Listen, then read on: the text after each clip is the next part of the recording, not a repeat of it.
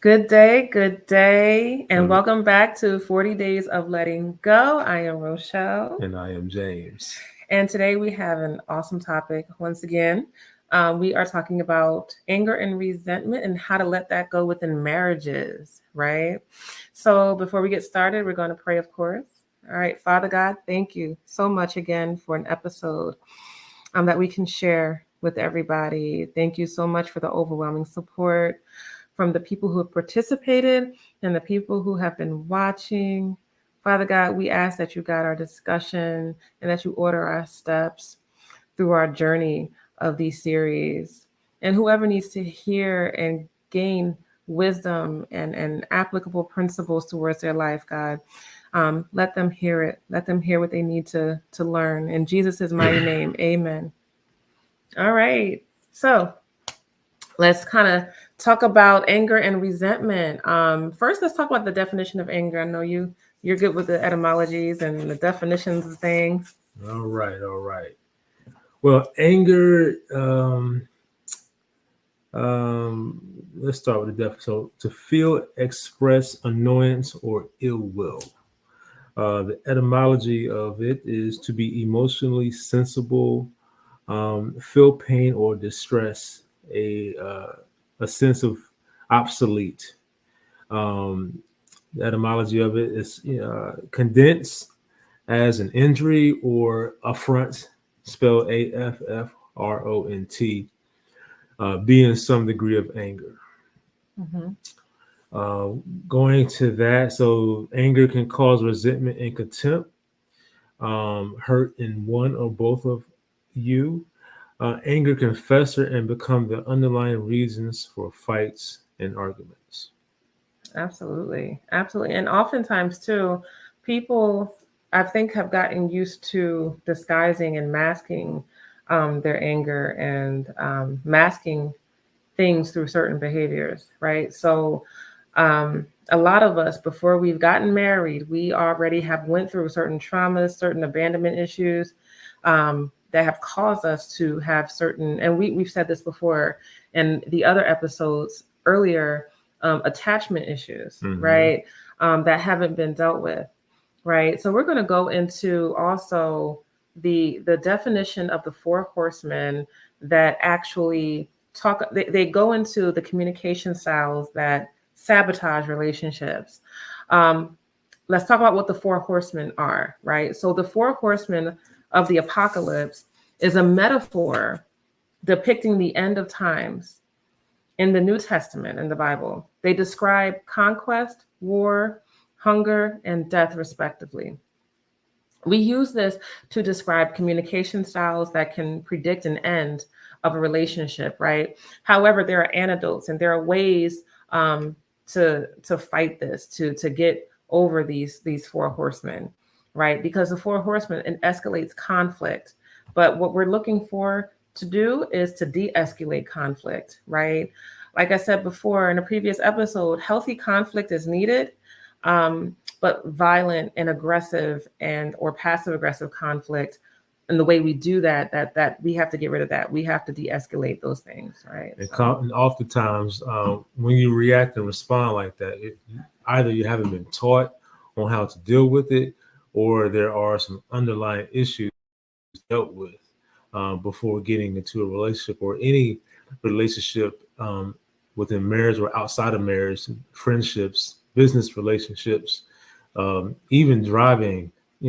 Road rage is a symptom of dealing with certain issues, mm-hmm. and it's just a side effect that when we go into these different styles, Right. We'll be able to express to you how to deal with these emotions and the cure to it, basically. Absolutely, antidote to it.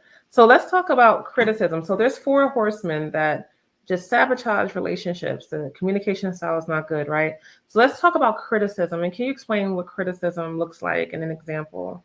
For an example, let's say you're walking into the kitchen and your wife is cleaning up, and you drop something, Mm-hmm. and the response could be the spouse will say, "Oh, you made a mess. You're such a slob." Absolutely. So that's an example of you're attacking the person and not the problem, right? So you're dealing with the problem through a harsh verbal like an assault, right? Or Mm-hmm. insult. You're blaming, right? You're having there's like hurtful expressions, right? So, when we talk about being hurt verbally, those things, being hurt verbally sometimes is worse than some being hurt physically. It's you can't put a band-aid on it. You can't get rid of it. You can't hide it. I mean, well, you can hide it, but it's deep within. It's like a wound that you can't patch up, right? So you have to be careful with our words, Yep. right? And a lot of times when something like that happens, and that's a common, the response is not common. I don't, we don't welcome it. But if the other spouse, ignores it, that type of response that can build anger from on the other side too, not being able to address it at that point in time. Absolutely. Because 9 times out of 10, you're not going to let somebody else on the outside of your relationship talk to you any type of way. It's going to be a different energy. It's going to be a different vibe. So a different solution to that problem. Yeah. But yeah.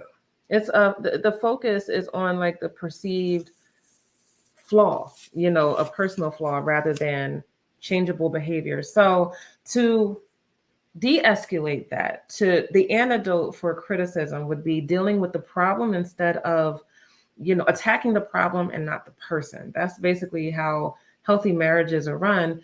You want to attack the issue together. You don't want to attack the person, right? So you want to do a gentle startup, right? One of the main things for a gentle startup is you want to start the conversation at an appropriate time. Oftentimes, there's wisdom in knowing when to say something, and that goes for our spouses. We know when to say something to our boss. We know when to say something to our friends. We know that when it's not a right time to speak up about certain issues. But I think when we get so comfortable with our spouses, we forget that oftentimes it's not an appropriate time to say something. Absolutely, they're human, right? So what you want to do, not only save the discussion for an appropriate time, but you want to use warm body language and tone of voice, right? And focus on I statements, right? I feel, I feel frustrated when dirty dishes are left in the sink. Could you please do the dishes tonight? So that way you take an onus on how you feel. You don't, burden the other person with verbal insults because of what you're feeling. And then in response to that, in regards to the person who is receiving that type of reaction or that insult, so you would respond to that, say, hey, okay, well, what's going on here? Is something bothering you? If you were angry, you might respond in an angry way and look at the situation. Why are you calling me a slob? Right. So sometimes you got to be able to go deeper, and that comes with, as I previously showed, emotional intelligence. Absolutely, absolutely. The next horseman. So we had criticism. The next one is defensiveness, right? And can you describe what that is? So defensiveness is deflecting responsibility for your own mistakes and behaviors, or refusing to accept feedback. Absolutely. Like making excuses for your behavior, shifting blame to your partner. Those are examples of defensiveness. And deflection is a huge part of this. Like when you change directions. Like now we're not even talking about the problem. We're going in another direction, right? An example is it isn't my fault I yelled. You were late, not me. So it's like reacting and not taking responsibility for what you've done or how you reacted to a situation. When of course we need to start responding, right? So it's not taking accountability, not taking onus for what you've done. Right. So the next horseman is, well, I want to talk about the antidote to that. I thought you were going to go into that. But the antidote to that horseman, right? To correct that would be taking responsibility, right? Owning up to your behavior without blaming others. One example I would say is, even outside of marriages, I see people when they do something wrong, they'll apologize. They'll say, I'm sorry, but. And I always say, if you're sorry, there's no but after it. That preposition doesn't exist. Right. Right. So when you take onus for what you've done, when you take accountability and a responsibility, it's I apologize, I'm sorry, and that's it. It's almost like no is a complete sentence. I'm sorry is a complete sentence too. The period comes after I'm sorry. There's no but after it. Mm-hmm. Because once there's a but, you negate everything before it. Right. So you want to own up to your behavior. That's the antidote for defensiveness. You want to avoid taking feedback personally, right? You want to use feedback as an opportunity to improve. And again, show remorse and apologize. And I shouldn't have raised my voice as an example, and I apologize. I'm sorry, period. Right? So it's all about taking accountability and responsibility for your reaction. Yeah. Okay. Now we can go to the next Sorry. one. That's my fault. I wasn't going with paying attention. I'm sorry. It's okay. All right. So the next one is contempt. And what contempt is showing anger, disgust, or hostility towards your partner. Some examples of that is using put downs or insults, acting superior to your partner, using mocking or sarcastic language or tones, to your partner. Yeah. That can cause a lot of resentment. Oh, absolutely. Cause a lot of anger. Yeah. A lot of slaps in the face. Mm-hmm. It can happen. It can happen. Yeah. You don't want that to happen because you know who goes to jail the most. Who? Typically is the man. Okay. Typically is the man. Well, and I find that contempt is I find that more passive aggressive.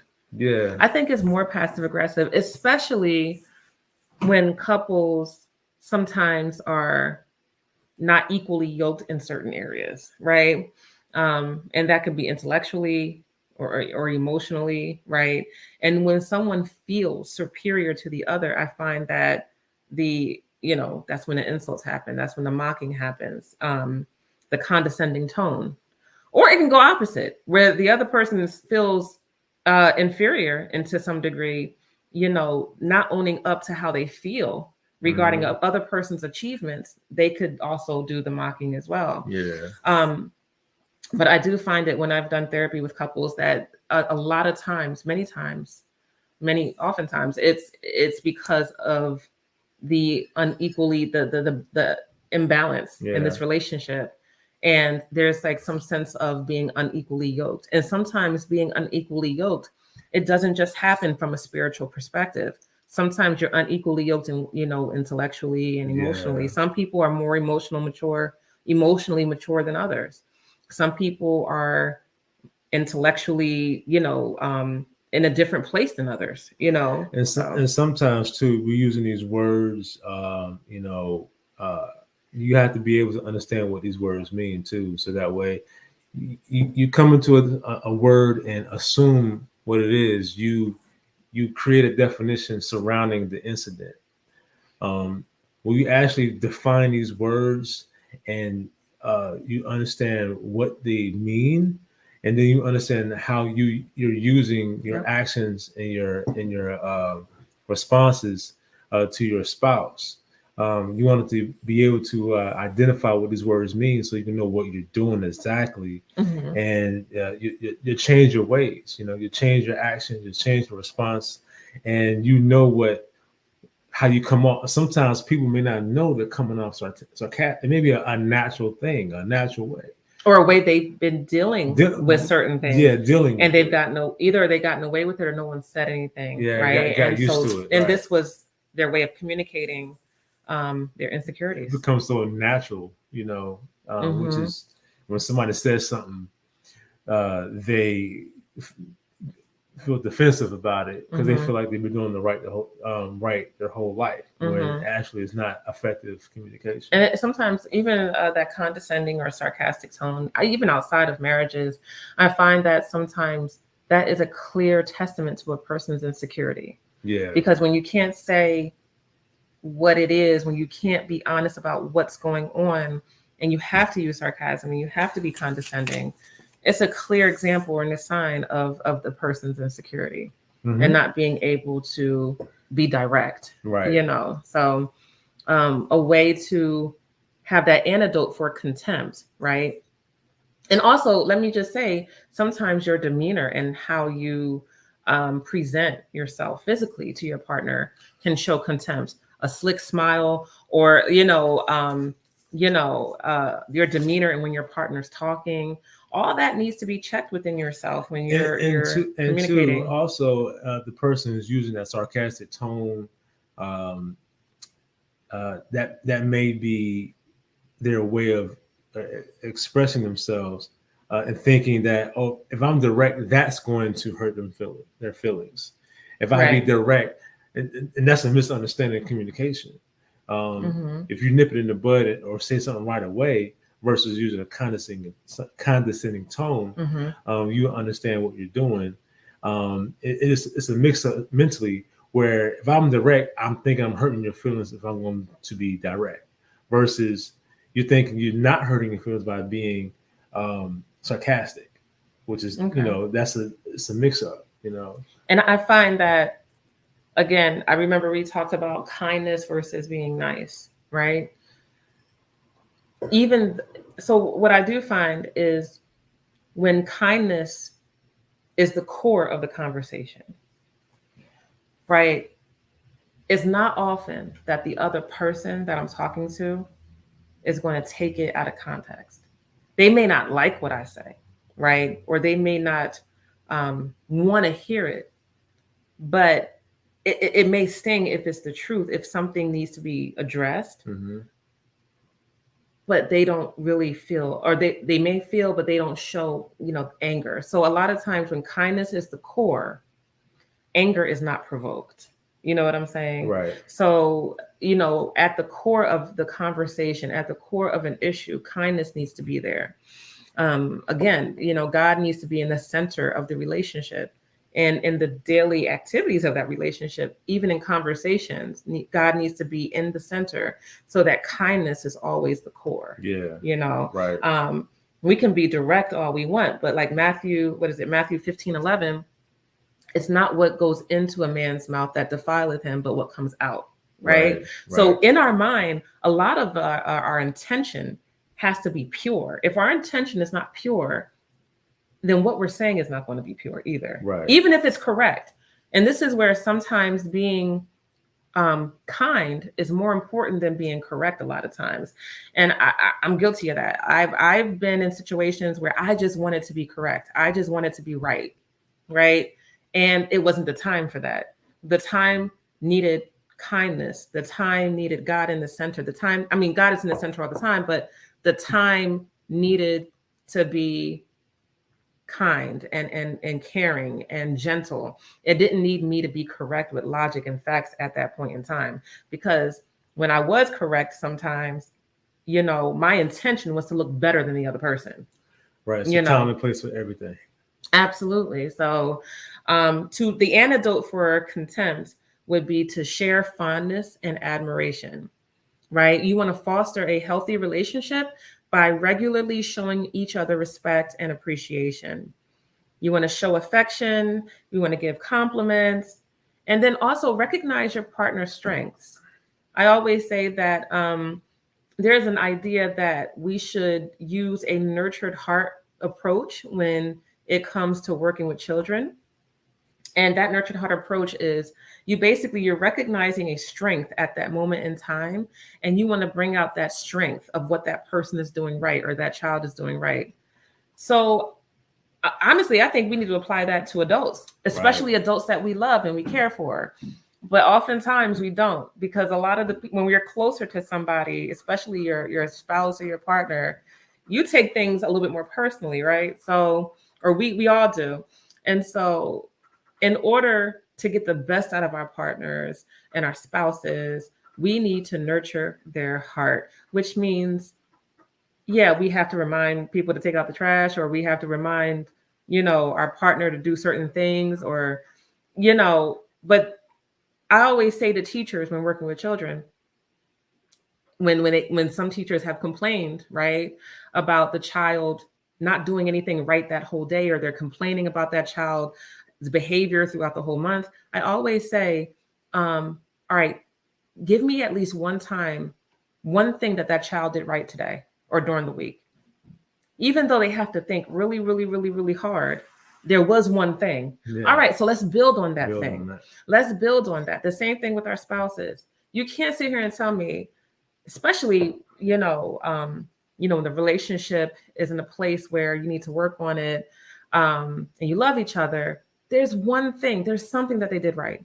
Even if it's they picked up a sock off the floor that wasn't theirs. Or, I mean, it's something minimal, but it's a big deal if you nurture that one thing, because that partner is going to do it more often. It's a proven science. You're going to do what you're appreciated for more often, right? So yeah, and here's an old saying that my pops always use: you get more with honey than you do with vinegar, right? And it would never fails. Absolutely. The sweetness always brings out a nice response versus a bitter, filtered, unwanting taste. Absolutely. What's the next one? Stonewalling. The next horseman is stonewalling. Yeah, which is something that I have some issues with sometimes. We're just putting it out there. Go ahead. Yeah, I mean, it is what it is. We're just being transparent. Being transparent, growth. Okay. So yeah, emotionally withdrawing, shutting down, or going silent during important discussions. You do that. Yeah. You got to work on that. Yeah, I sure do. I sure do. I'm not going to lie about that. We're a work in progress. Yep. We're growing. Yep.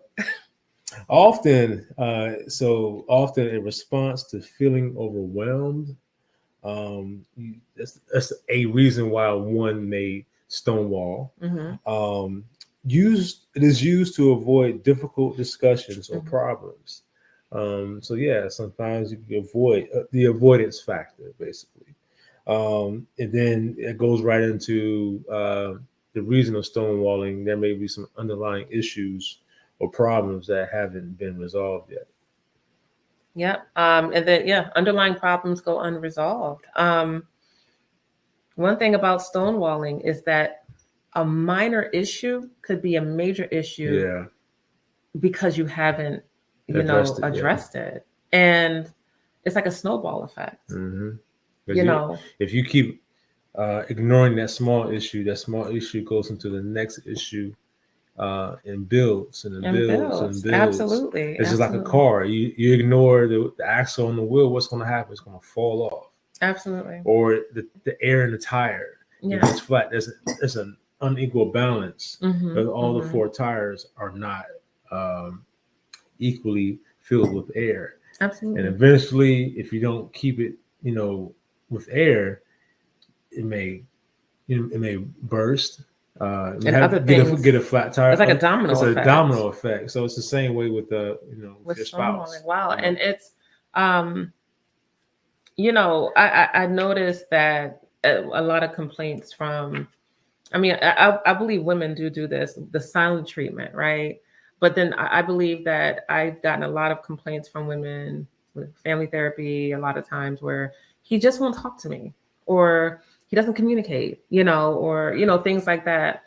And I get it. Oftentimes too, I think we said this before, that as women, we do have to make it safe. We do have to create an atmosphere of safety for men to come to us and be honest. Because again, women, we're different. When we communicate, we can communicate face to face with conflict and be okay knowing that it's not war.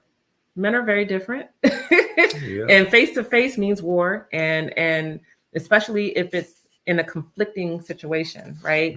So that gentleness from us as women, that can help ease this, situation into a gentle or healthy conflict that can get resolved versus a verbally aggressive kind of, Right. feeling. So we have to, again, as accountability as women, we do have to create a safe space for men to come to us with the truth, and also with healthy conflict.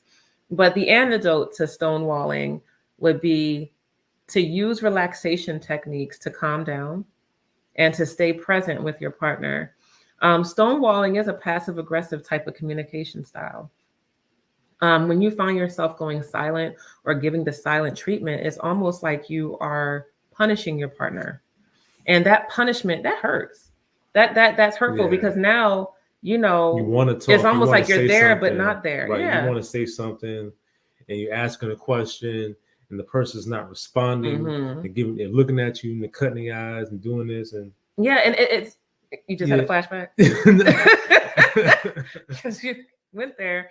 No, I thought I was, doing myself. It Yeah. just, yeah. You definitely want to, you want to pay attention to what you're doing in your responses when it comes to stonewalling, and notice what that is. Absolutely. I mean, because that it punishes your partner, and you don't. That's not what you want to do. You guys are one. You're individuals, Right. but you're one in this game of life. Right. This is what you chose. Now y'all got to right. work at it. Yep. It takes work. It does. And if you have to walk away, you need to communicate that. But then also communicate when you're going to be back. Mm-hmm. You get what I'm saying? So communication, effective communication, needs to happen, even if someone has to walk away for a little bit. You can agree to pause the conversation briefly, like I just said, and use some deep breathing or progressive muscle relaxation. And all of those things are on YouTube. You can get all those meditation videos on there. And basically, men, when you walk away, do that. Do what she just said. When you walk away, first you have communicate. That's what you're doing. But communicate when you're coming back. Communicate when. Give me 10, 15 minutes. All right. Let me calm down. We're getting out of hand. Right. Calm. I'm my dad say, calm down. Calm down. Right. Calm walk down. Away. Right. Babe, listen. I know you mad. Give me about 15 minutes. All right. Right. I'll be back in about 15 minutes. I'm gonna go over here, do some deep breathing and all that. I'm gonna chop down a tree real quick. You know what I'm saying? Get that energy out. But yeah, and it's important that communication, because we're all human, male, female. We're just human, and we need to be able to practice. These are the antidotes are things that we learn later, because this wasn't taught all the time. Right. The horsemen are things that we grew up with. It's a natural response. Absolutely. But a response to alleviate that, the antidotes are there. Communicate. One other point I would like to say, I got this advice from somebody before we got married. One thing they said is, don't ever argue in front of your children. Right. But I disagree to an extent. Do not become verbally abusive or physically abusive. They shouldn't see that. But having healthy conflict in front of our children is important. Yeah. Healthy disagreements. Manage the conversation. Absolutely. Some of us have potty mouths. I get there. You admitted that on there. Okay. I get there sometimes, and I have to walk away. I have to really walk away and understand, my anger, and understand what's going in my brain, and identify. Yeah. And when you do that, you're showing your children how to manage conflict, how to deal with an argument, because they're little kids in training to be adults. As you get older, you become a kid again. So in the process, you have to learn, you have to show them, because they're going to repeat it. Mm-hmm. They're going to repeat it, good or bad. So choose the good so that they can repeat the good and manage the conflict that you and your spouse are going through. Absolutely. Right? Absolutely. And, transparent moment. I remember there was a time when you and I argued, and I would say, like, maybe a week later, I had to reprimand one of our kids, like, not to yell at their sibling. I'm like, you're not supposed. And the yelling that they did with their sibling, it reminded me of what I said, right? And I'm like, wait a minute, and this is the reason why we have to be very cognizant of what we're saying, what we're doing. It's okay to see healthy disagreements, not okay to see yelling, fighting, or even threats of divorce. Right. Because that can cause insecurity. And the That can child. cause anger and sadness in a child, and also physical symptoms with a child. Man, there's so many And children in fact, struggling with what that. happens in the child, these four horsemen, the child will pick up one of these four horsemen and use it as a crutch to dealing with situations. It's called that fight, flight, freeze, or fawn. Right. Absolutely. They'll use one of these four horsemen.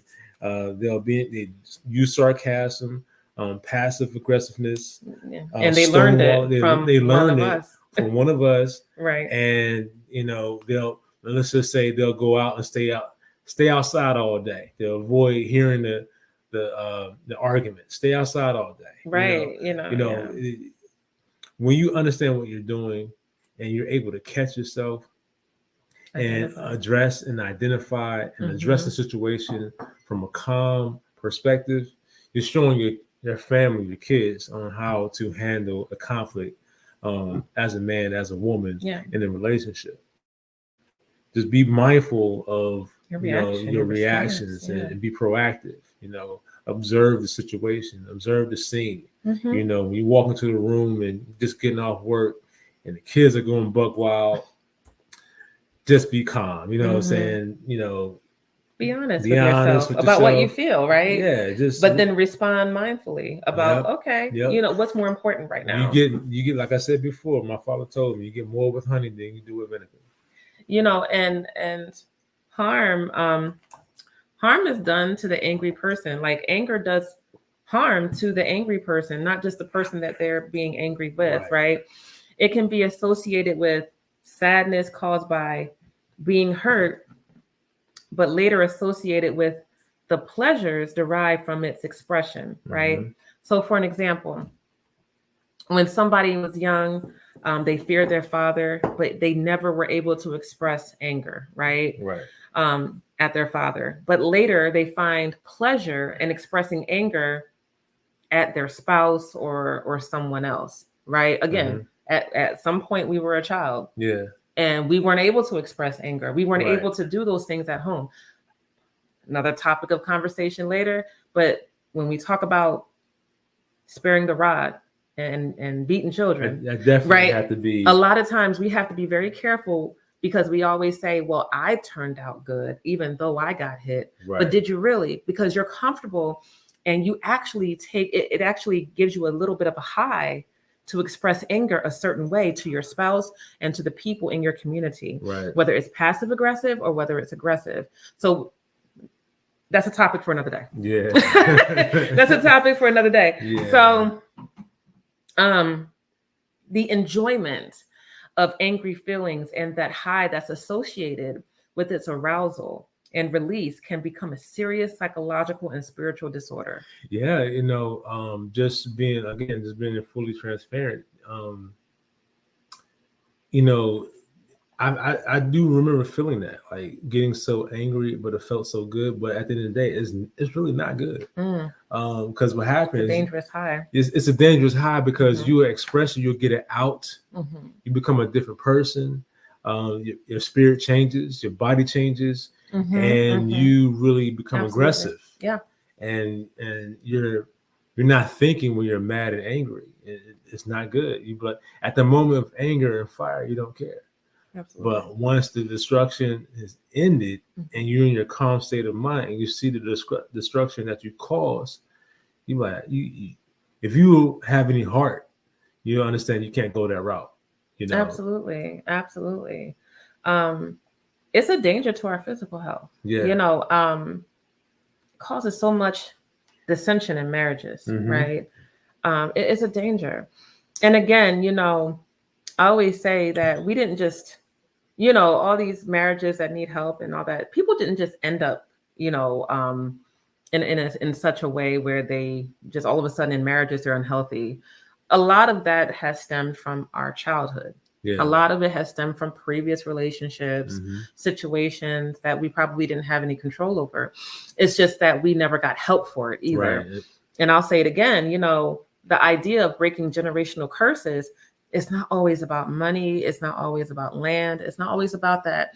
The idea about breaking generational curses, it stems from thinking differently. Mm-hmm. And once you think differently, you can create a whole nation of people Mm-hmm. that think differently too. And sometimes that alone is breaking a What generational happens? curse. What happens when you think differently? You change your DNA. Yeah, because trauma is embedded in DNA, It's it's in the blood. it's in the blood, absolutely. So when you think differently, you react different, you respond differently, you start to feel differently. Yep. And then we go into raising different kind of children. Create better habits. And then those children create better habits. So it's nation building, Mm-hmm. So we have to be careful how we talk to our spouse. We have to be careful in the way we look at our spouses. Again, I always say that, sometimes you'll see on TikTok or Facebook, there's always like this dissension or divide between male and female and all these type of podcasts and all that. But at the end of the day, we are human. Mm-hmm. Taking male and female out of it, we're human beings and we want respect. We want love, and we go about it differently because we are women and men. But we still have to respect each other because we're human beings first. Mm-hmm. We're children of God first, right? Most people, in marriage have experienced, just the injustices of the other person's anger. Sometimes we're carrying other people's baggage. I think I said that before, we're carrying the baggage of another person. Mm-hmm. And now we're filled with anger too, and that could cause resentment. Yeah. I know you have the definition of resentment there. I think. You have definitions all the time. You're like I Webster. read it. Yeah, I read it earlier. So it's to feel or express annoyance. When someone walks into the room and you look at a person, you get annoyed and you walk away. I mean, there's unresolved issues in that look, in that feeling. When a person enters the room, there's a vibe, and that vibe is, I'm annoyed because what you did, you haven't done anything, you haven't said anything to address the situation. So by not addressing the situation, using stonewalling, defensiveness, some terrible criticism, not being able to address the situation in that manner, you go back to the 4 horsemen style of your response, right? Your communication, and you want to be able to do that. You want to be able to identify that before going that route. Absolutely. And also, what I didn't know until I started reading another book, most anger that people experience that causes resentment, they're not from like extreme situations. A lot of it is from like small mishaps over time, these small mishaps and these minor stresses consistently over time. Yeah. They're not even from like big injustices or it builds up, like you said a few minutes ago, the snowball effect. Absolutely. So every time anger is expressed in in the wrong way, trust decreases. Trust decreases in the marriage, right? Yeah. So just kind of going into like what like active anger would look like and passive anger looks like. So active would be like blunt disrespect, being easily annoyed, a lot of negativity and rudeness. Passive would be the silent treatment, like we said, the stonewalling, sarcastic responses, right? It's basically what we were talking about before, but both are very detrimental in sabotaging relationships. Yeah. And some scriptures that support, reconciliation and coming together and focusing and putting God in the center. I would say one of my favorites are Ephesians 4:31. Let all bitterness and wrath and anger and clamor and slander be put away from you along with malice, right? And that's not saying that you're not allowed to feel angry, but again, don't let the sun go down on your anger, or on your wrath. Let's use one of the antidotes to respond mindfully to how I'm feeling, right? Number one, we need to focus on forgiveness. Forgiveness is a process, though, right? Again, you have to, I would say it would be in the couple's best interest, if something is going on, to both of them identify childhood experiences of being hurt by parents or others. Once you do that, now you know what the root of the issue might be and why you're feeling the way you feel. Can I Right. piggyback off that? Mm-hmm.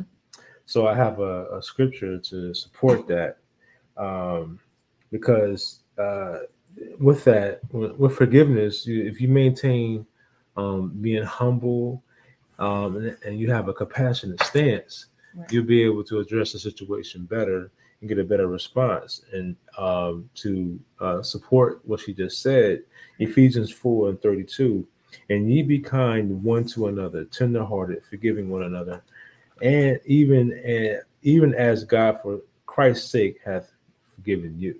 Absolutely, absolutely. And again, this is not to say to stay in an abusive situation, right?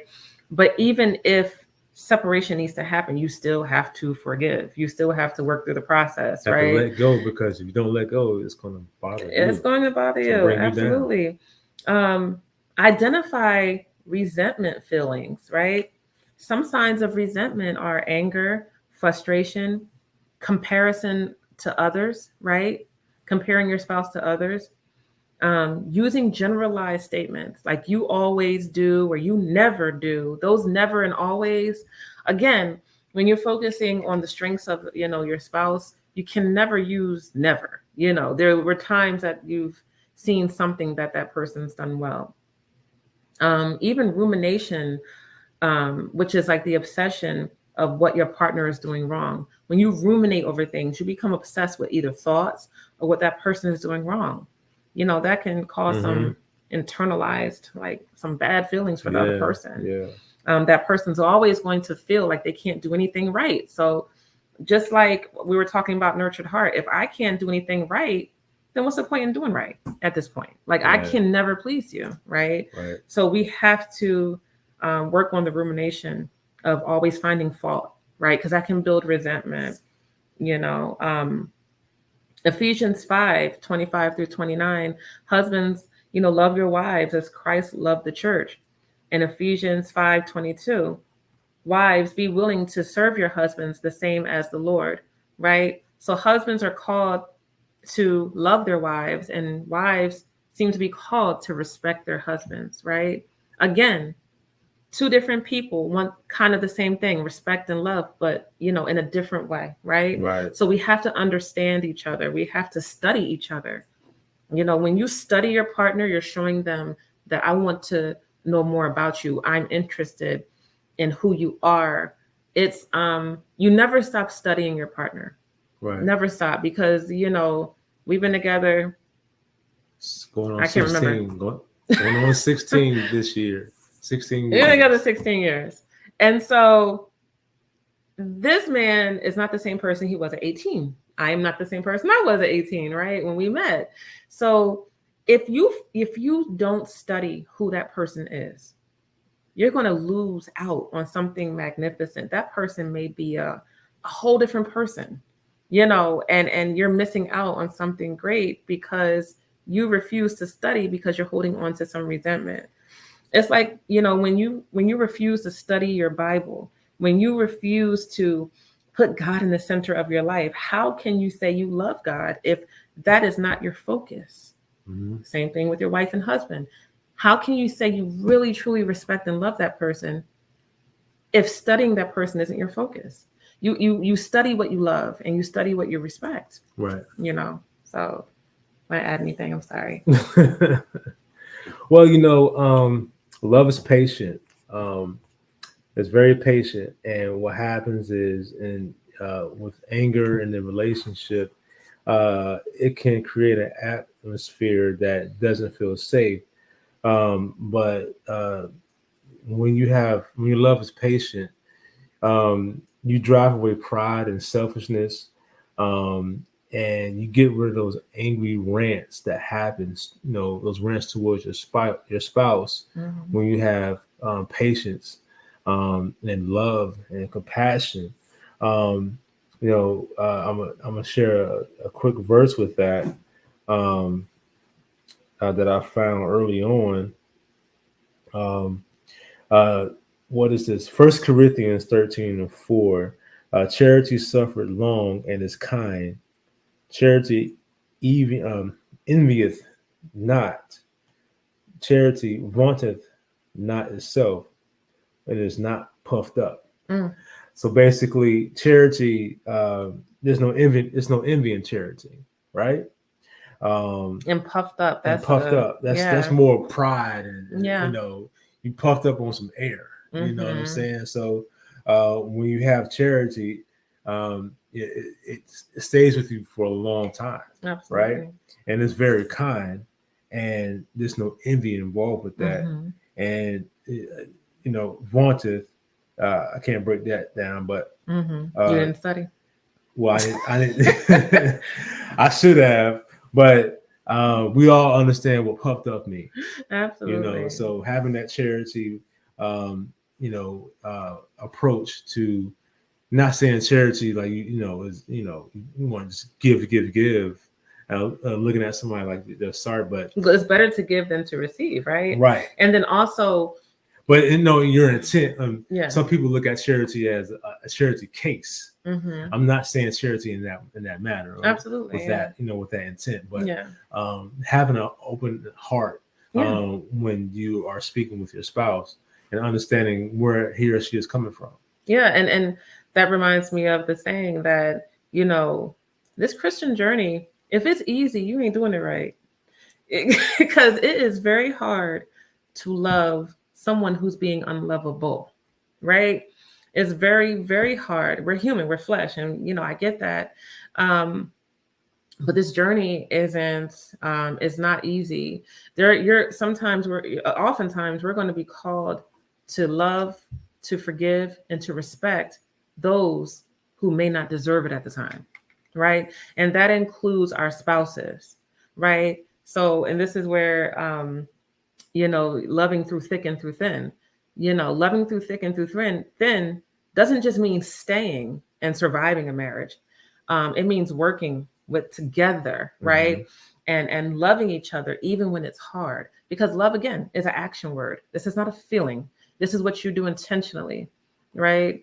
So again, we it's easy to love people when they're doing great. It's easy to love people when they love you back and they respect you back. It's easy to show love when they're giving you things, but can you show love to your spouse when at the time, because of flesh, they're unlovable?